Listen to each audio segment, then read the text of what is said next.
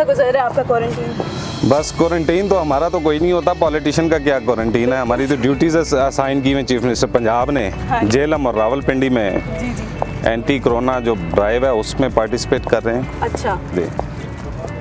तो मतलब आपका काफ़ी बिजी स्केड्यूल है आजकल भी।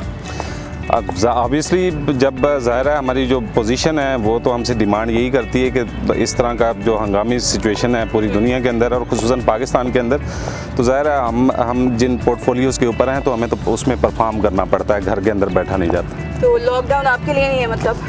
नहीं, ऑब्वियसली हम तो पब्लिक फैसिलिटेशन के लिए जो काम हम कर रहे हैं तो उसमें अनफॉर्चुनेटली हम घरों में अपनी फैमिलीज़ के साथ नहीं बैठ पाए इस लॉकडाउन के दौरान, क्योंकि ज़ाहिर है हमारे कांधों पे रिस्पॉन्सिबिलिटी है। जो पोजीशंस जिन पे हम बैठे हैं वो डिमांड करती हैं कि लोगों की फैसिलिटेशन के लिए जो मैक्सिमम रोल हम प्ले कर सकें, वो अल्हम्दुलिल्लाह हमने यहाँ पे किया है पिंडी में। अस्सलाम वालेकुम आसिफ साहब। आसिफ साहब, मुझे बताइए कि आपने सियासत की राह क्यों इख्तियार की? लेकिन बुनियादी तौर पे हम ना 2006-7 में हम कुछ दोस्त थे जो मेरा तो किसी पॉलिटिकल फैमिली से ताल्लुक़ नहीं है। अच्छा। मुल्की हालात को देखते हुए और उस टाइम इमरान खान साहब ज़ाहिर है एक नया स्टांस ले रहे थे पाकिस्तान की पॉलिटिक्स के अंदर, इस निज़ाम को चेंज करने की बात कर रहे थे। तो हम कुछ यंगस्टर्स थे जो आपस में डेली शाम को बैठ के डिस्कस करते थे और सुबह उठ के वो अपने कामकाज में लग जाते थे। तो एक दिन एक दोस्त ने कहा कि यार हम तो ज़ाहिर आपस में डिस्कशन भी करते हैं, ये भी ब्लेम भी डालते हैं पॉलिटिशियंस के ऊपर कि जो हमारे मुल्क के समहाउ पॉलिटिकल लीडर्स हैं वो डिलीवर नहीं कर पाते, लेकिन हमारा अपना जो रोल है वो हम उसमें उस तरह से नहीं कर पाते। तो ये सोचते हुए हमने सियासत में आने का फ़ैसला किया। 3-4 दोस्त थे हम, और सियासत में आने के लिए ज़ाहिर है उस वक्त हम जैसे यंगस्टर्स के लिए एक ही चॉइस थी और वो थी पीटीआई। तो पीटीआई को ज्वाइन किया और देन जब से ये काम चल रहा है। मतलब आपको शुरू से शौक था कुछ सियासत में आने का? बहरहाल पाकिस्तान के जो पॉलिटिकल कल्चर है उसको देखते हुए तो मैं ये नहीं कह सकता कि मुझे बचपन से शौक था, लेकिन अच्छा। जो मुल्की हालात हैं बचपन से मुझे पाकिस्तान से एक नेचुरली एक प्यार मोहब्बत जो कि हम सबको है, लेकिन मुझे ज़रा थोड़ा सा ज़्यादा था। मेरा लगाव भी, मेरे डेट ऑफ बर्थ भी 14 अगस्त है। अच्छा, तो उस हवाले से भी माशाल्लाह। मुझे पाकिस्तान से ज़रा ज़्यादा लगाव था, तो मैं थोड़ा सा टची होता हूँ मुल्क के मामले में। अच्छा। तो बस उसी जज्बे और उसी पैशन को कंटिन्यू करते हुए मैंने खान साहब का साथ दिया। आप सियासत और सियाहत दोनों में बहुत नुमाया काम करते नज़र आते हैं, तो अगले सालों में क्या तब्दीली आएगी? देखें, बुनियादी तौर पे जो टूरिज़्म है पाकिस्तान के अंदर पोटेंशियल होने के बावजूद पास्ट के डेकेड्स के अंदर वो नेगलेक्टेड रहा सामा, हम उसके ऊपर उस तरह से फोकस नहीं कर पाए। जो हमारी पॉलिटिकल लीडरशिप पास्ट में रही है उनका जो विजन था वो जो पॉलिटिकल कल्चर है उसके बिल्कुल अकॉर्डिंगली कि एक शॉर्ट टर्म जो वो उनके गोल्स होते थे, इलेक्शन टू इलेक्शन उनकी प्लानिंग होती थी। उसमें यही था कि बायर चौक के अंदर को बड़ा सा मोनूमेंट लग जाए या आप कोई एक सड़क बना दें, एक फ्लाईओवर बना दें। तो जो अभी प्राइम मिनिस्टर ऑफ पाकिस्तान जो विजन देख रहे हैं और जो टूरिज़्म को यूटिलाइज़ करना चाह रहे हैं इकनॉमिक ग्रोथ के लिए, और ज़ाहिर ऑब्वियसली जब आप स्विट्ज़रलैंड जो डेवलप्ड जिन कंट्रीज़ के अंदर टूरिज़्म डेवलप्ड है उनको आप देखें तो उनकी इकानमी का अक्सर इन्हिसार जो है वो आपके टूरिज़्म इस एक सेक्टर के अंदर है। बेशक ऐसा ही है। बेसिकली अभी हमने पंजाब के 8 अजला को, क्योंकि मेरे पास पंजाब की रिस्पॉन्सिबिलिटी है, पंजाब के 8 अजला को हमने शॉर्ट लिस्ट किया है, जिसमें रावलपिंडी का, कोटली सतियाँ और नड़ का इलाका जो मरी के साथ मुंसलिक है। अच्छा। उसको हम इंशाल्लाह एक पैकेज टूरिस्ट के लिए बना रहे हैं और वर्ल्ड बैंक ने इसमें हमें फैसिलिटेट कर रहा है हमें। और इंशाल्लाह ये जून से इस प्रोजेक्ट के ऊपर काम शुरू हो जाएगा। उसका हम मास्टर प्लानिंग करवा रहे हैं ताकि जो मरी के अंदर इश्यूज़ हैं, टूरिस्ट जब जाते हैं एक बेहंगम रश होता है, लोग गाड़ियों के अंदर सोने पे मजबूर हैं, उस तरह से होटल्स और उनको फैसिलिटीज़ नहीं होती। तो उसकी पहले हम मास्टर प्लानिंग कराएंगे। नए एरियाज़ जितने हम डेवलप करेंगे प्राइम मिनिस्टर साहब के इंस्ट्रक्शंस के एन मुताबिक हम इंशाल्लाह उनकी मास्टर प्लानिंग करके तो उनको टूरिस्ट के लिए उसको इंशाल्लाह फैसिलिटेट करेंगे इंशाल्लाह। अच्छा, 2013 में पार्टी ने आपको टिकट दिया, लेकिन इस बार राजा बिशारत साहब को दे दिया आपकी जगह, तो इसमें आप क्या कहेंगे? मेरिट बेस पे हुआ ये फैसला या पैसे? और देखें, पाकिस्तान के अंदर जो एक पॉलिटिकल कल्चर के अंदर जो मेरिट है उसकी भी कई डेफिनेशंस हैं। 2013 में जब मुझे पार्टी टिकट मिला, ज़ाहिर है हम तो चेंज और यूथ की बात कर रहे थे, तो हल्का जो पुराने रवायती पॉलिटिशियंस थे उनकी नज़र में शायद वही फैसला गलत होगा। लेकिन अल्हम्दुलिल्लाह मैं अपने पार्टी वर्कर्स और अपने जो नौजवान थे मेरे साथ उनकी काविशों के नतीजे में अल्लाह पाक ने मुझे 2013 में कामयाबी दी। मैंने अपना रोल बीइंग एमपीए असेंबली के अंदर, क्योंकि मैं अपोजिशन में था, अपोजिशन में होते हमारा ये भी एक कल्चर है कि डेवलपमेंट का उस तरह से फंड्स या पहली तो बात यह है कि MPs को मिलना ही नहीं चाहिए, लेकिन जब ज़ाहिर है आपका एक सिस्टम इस तरह का डेवलप है, तो उस टाइम हमें कोई डेवलपमेंट का फंड उन्होंने नहीं दिया 5 साल। तो असेंबली के अंदर जो रोल मैं प्ले कर सकता था, मेरा ज़मीर मुतमईन है और मैं सेटिस्फाई हूँ उसके ऊपर। मैंने अपना भरपूर रोल प्ले किया। 2018 में मैंने खान साहब के सामने टिकट के लिए अप्लाई किया था, लेकिन पार्टीज़ की समहाउ कुछ मजबूरियाँ होती हैं, डिसीजंस लेते हुए। ज़ाहिर है हमारे साथ हमारे इत्तेहादी जमातें भी थी उस वक्त साथ, फिर कुछ लोकल डायनामिक्स, पॉलिटिकल डायनामिक्स ऐसे होते हैं, कुछ डिसीजन समहाउ इधर उधर हो जाते हैं। अब इसलिए मेरे लिए एक परेशान कुन बात थी। मैं MPA 2013 से 18 मेरा उस वक्त रहा जब टोटल 18 से 19 मेंबर इलेक्ट हुए थे पंजाब से PTI के, और उनमें अल्हम्दुलिल्लाह एक मैं भी था।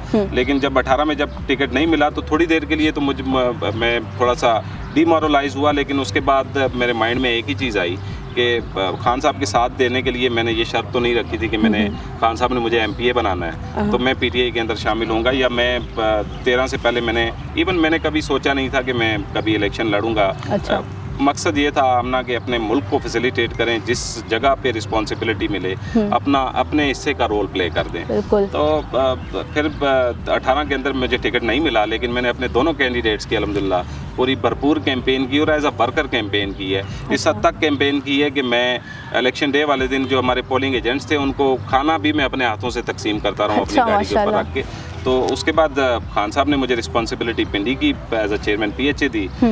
उसमें 8-9 माह मेहनत के बाद अल्लाह पाक ने मुझे मेरी मेहनत का सिला दिया। चीफ मिनिस्टर पंजाब ने मुझे अपने साथ अपनी कैबिनेट के अंदर लिया और आज मेरे पास 2 डिफरेंट डिपार्टमेंट्स हैं और उसमें मैं समझता हूँ कि मेरे पास इतना स्कोप है काम का कि मैं पूरी भरपूर कोशिश कर रहा हूँ। और मेरा एक ख्वाब है कि इंशाल्लाह पंजाब के अंदर हम टूरिज़म और PHAs के हवाले से जो बेस्ट पॉसिबल जो काम मेरे टेन्योर में हो सके वो मैं पूरी कोशिश कर रहा हूँ दिन रात के वो कर सकूँ। अच्छा, आप advisor to chief minister Punjab हैं जनाब उस्मान बुज़दार के, तो आपको लगता है कि वसीम अकरम प्लस पंजाब में कुछ डिलीवर कर पाएंगे? देखिए, जिस स्मूथ तरीके से एक रवायत जो ट्रेंड सेट किया था पिछले चीफ मिनिस्टर ने कि 8-10 ब्यूरोक्रेट पकड़े हुए थे, अब चक्कर क्या चल रहा था कि मेट्रोज बड़े बड़े प्रोजेक्ट करने, इनमें किक्स पैक्स मिलनी है। वो 8 कोर टीम के मेंबर से जो फैसिलिटेट कर रहे थे शरीफ फैमिली को ऊपर से नीचे तक, और हमें ये लग रहा था कि मेट्रोज बन रही हैं और ये बड़ा कमाल हो रहा है, मुल्क तरक्की की डगर पे चल रहा है। आज जो ऑरेंज ट्रेन आपने 300 बिलियन की बनाई,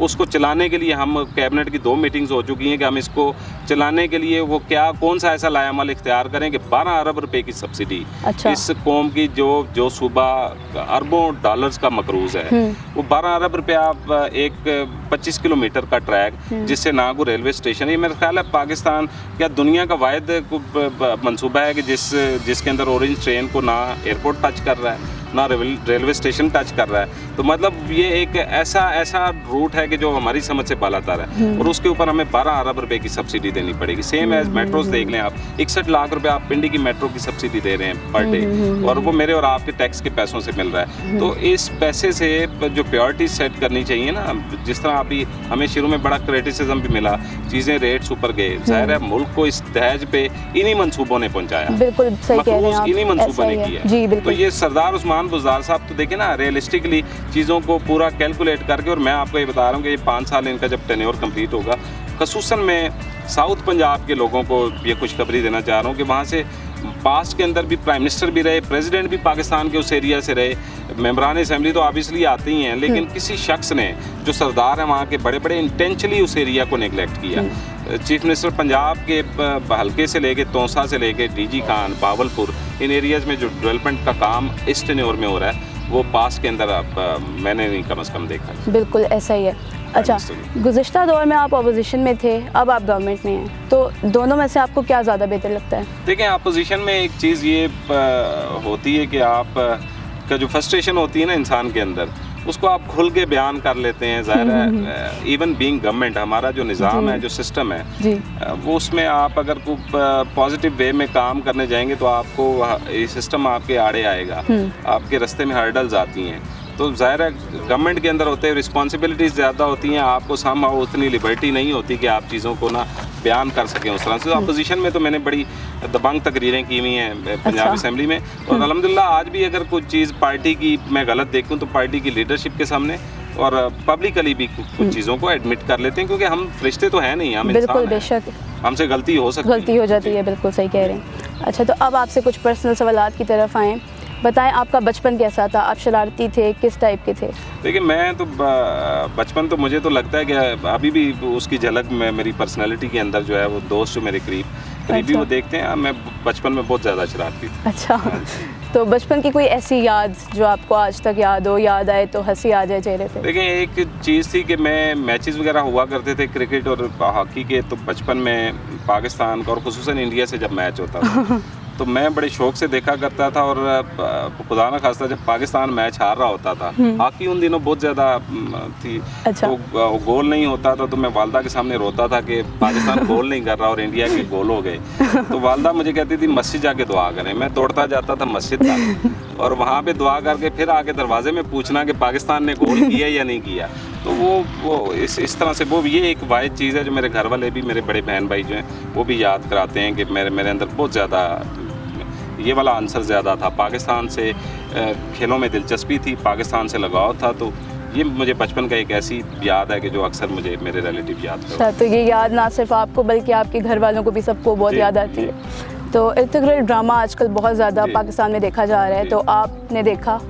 मैं कुछ टाइम की किल्लत होती है, अदरवाइज मेरा ख्याल है 60-70 एक साथ मैंने भी देखी। अच्छा तो कैसा लगा आपको?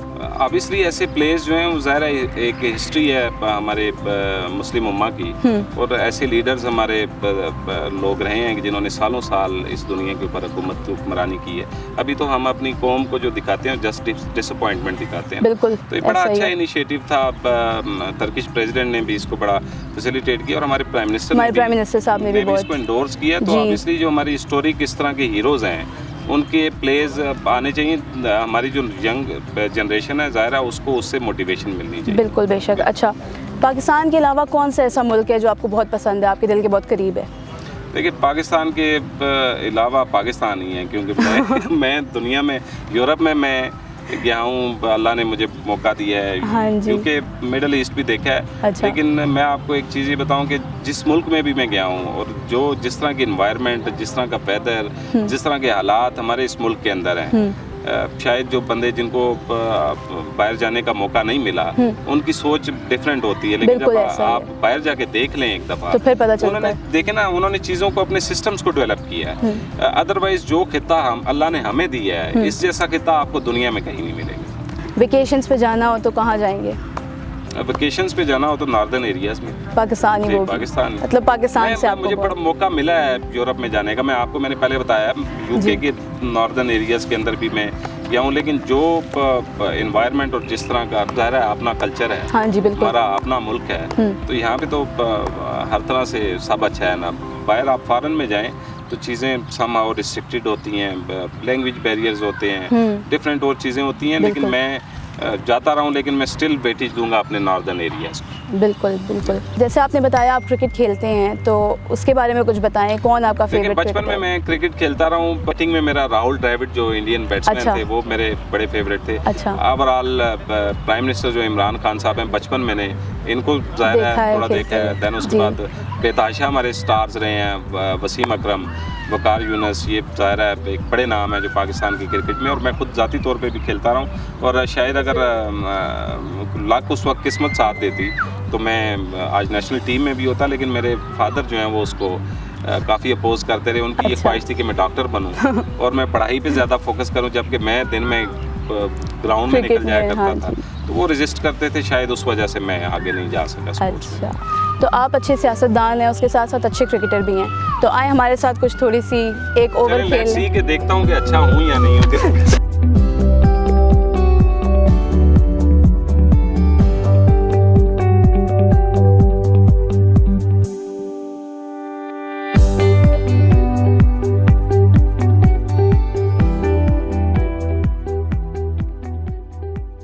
तो आपने देखी हमारी बातचीत जनाब आसिफ महमूद साहब के साथ। इनसे हमने चिट चैट की और हमने इनसे बहुत सारे इनकी ज़िंदगी के बारे में पूछी बातें, और कुछ इनकी सियासी ज़िंदगी, कुछ ज़ाती ज़िंदगी के बारे में।